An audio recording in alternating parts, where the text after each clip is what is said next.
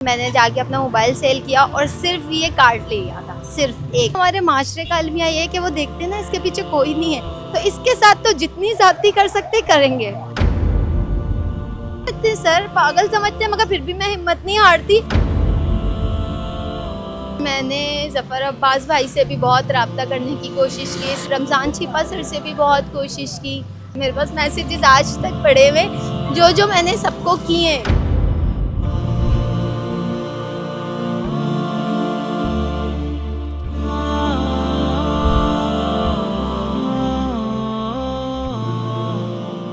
अस्सलाम वालेकुम। कुछ के साथ मैं हूँ मिर्ज़ा सुबान बेग। नाज़रीन कराम, रुख किया आज कराची के इलाके कोरंगी का। और दुनिया के अंदर लोग बड़ी मुश्किलात का सामना करते हैं, लेकिन कुछ लोग ऐसे होते हैं जो दूसरों के लिए एक मशाल राह बन जाते हैं, मोटिवेशन का बाइस बन जाते हैं। आज मैं कोरंगी के इस रोड पर, जो कि कल्लू चौक का इलाका कहलाता है, एक ऐसे कार्ड पर मौजूद हूँ जहाँ एक औरत जिसके 2 बच्चे और उन बच्चों के साथ उनके शौहर ने उनसे किनारा कशी इख्तियार कर ली, दूरी इख्तियार कर ली, और उस माँ ने घर पे बैठने के बजाय सड़क पे आने, अपनी मेहनत करने, किसी के हाथ फैलाने के बजाय जो खुददारी का आलम है वो थामने का इन्होंने ऐलान किया।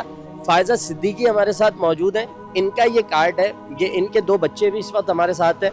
इनसे भी बात करते हैं और जानते हैं कि इस शहर के अंदर इस सड़क पे खड़े होकर ये चाइनीज़ का एक स्टॉल लगाने के पीछे क्या कहानी है, क्या मुश्किलात हैं जो अभी तक इन्होंने फेस की हैं। एक बच्चा आपका स्कूल गोइंग है, एक बच्ची माशाल्लाह आपकी कॉलेज जा रही है। मैनेज हो जाता है सब कुछ इस एक छोटे से कार्ड से? बहुत मुश्किल होता है, 10 दफ़ा गिरती हूँ, फिर एक दफ़ा उठ के कपड़े झाड़ के खड़ी हो जाती हूँ। कोई बात नहीं। गिरने से क्या मुराद है, क्या चीज़ें होती हैं जो गिरा रही हैं? मैं समझ तो सकता हूँ, लेकिन हम आपसे भी सुनना चाहते हैं। सर जहाँ देखते हैं ना कि अकेली औरत है तो हर कोई फ़ायदा उठाता है, चाहे वो सब्ज़ी वाला हो या वो कोई चीज़ की परचेजिंग हो या कहीं किसी चीज़ की फेवर हो। पर जहाँ हमारे माशरे का अलमिया ये है कि वो देखते हैं ना इसके पीछे कोई नहीं है, तो इसके साथ तो जितनी ज़्यादती कर सकते करेंगे, इसको नहीं छोड़ना। ऐसा होता है? क्या हुआ है सबसे ज़्यादा जिससे आपको लगा हो कि हर फर्द जो है वो सिर्फ इसी तलाश में कि पैसे ज़्यादा ले लिए जाए, चीज़ महंगी बेच दी जाए, तंग किया जाए? पागल समझते हैं सर, पागल समझते हैं, मगर फिर भी मैं हिम्मत नहीं हारती, क्योंकि मैं किसके आगे जाके बोलूँ, किस मर्द से बोलूँ कि मेरी हेल्प करके आज यहाँ पे खड़े हो जाओ, आओ मुझे ये चीज़ दिला दो, मुझे बैटरी की ज़रूरत है, मुझे एक पंखा लगाना होता है ना, लगवाना होता है किसी इलेक्ट्रिशियन से, तो वो मुझसे 1000 रुपये लेके जाता है एक पंखे के। पंखा लगाने के 1000 रुपए? ठीक है, चीज़ों में महंगाई है, पर इतने ज़्यादा रेट कभी आपने उसके ऊपर कोई बात नहीं की? जाहिर सी बात है, कोई आपको कोई चीज़ महंगे दामों फरोख्त करेगा तो सवाल करना तो आपका हक है। बहुत बोलती हूँ, बहुत बहस करती हूँ, एक हफ्ते तक हम इंतजार करते रहते हैं, पर हमें पता है कि हमारे साथ कोई कोऑपरेट करने वाला नहीं है। अच्छा, आपके हस्बैंड का जो मामला रहा वो यकीनन आपका एक निजी मामला है, लेकिन आपके भाई होंगे, आपके वालिद होंगे, कोई चचा होंगे, कोई ताया होंगे, कोई तो होगा रिश्तेदारों में। सर बिल्कुल, मेरे एक भाई हैं, मेरे पेरेंट्स काफ़ी बीमार हैं, इससे पहले तक वही करते आए हैं और वही कर रहे थे, पर अब मैंने कहा मैं खुद करूँगी, जिस हद तक भी मुझसे हो सका मैं लड़ूंगी, जहाँ तक हो सका मैं करूँगी, पर मैं हिम्मत नहीं हारूंगी। उन्होंने कहा, उन्हें भी पता है कि जाहिर सी बात है माशरा उनको भी बहुत कुछ बोलता है, बेटी है, पर वो कहते हैं कि अगर तुम चाहती हो अपने ख्वाब पूरा करना और अपनी मेहनत से करना चाहती हो तो वो मेरे साथ हैं, वो मेरे लिए खड़े, बस मेरे लिए इतना ही काफ़ी है।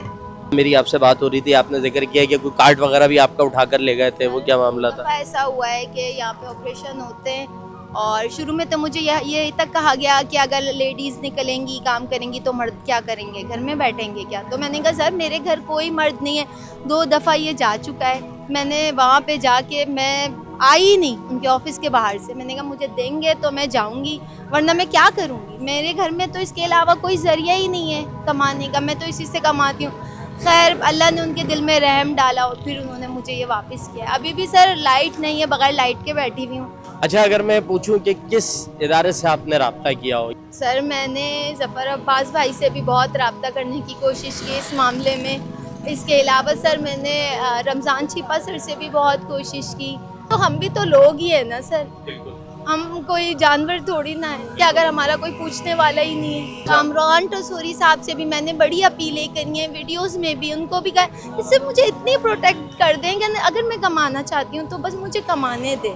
अच्छा, कोई जवाब, कोई एक ईमेल, कोई एक मैसेज, कोई एक फर्द, कोई एक कॉल, किसी व्हाट्सएप का कोई एक रिप्लाई इस सारे मामले में? नहीं किसी का भी कुछ भी नहीं है। देखिए ये ऑन रिकॉर्ड चीज है। सर बिल्कुल मेरे पास सब कुछ है, मेरे पास मैसेजेस आज तक पड़े हुए जो जो मैंने सबको किए हैं और बड़ी मैंने रिक्वेस्टें की हैं सर।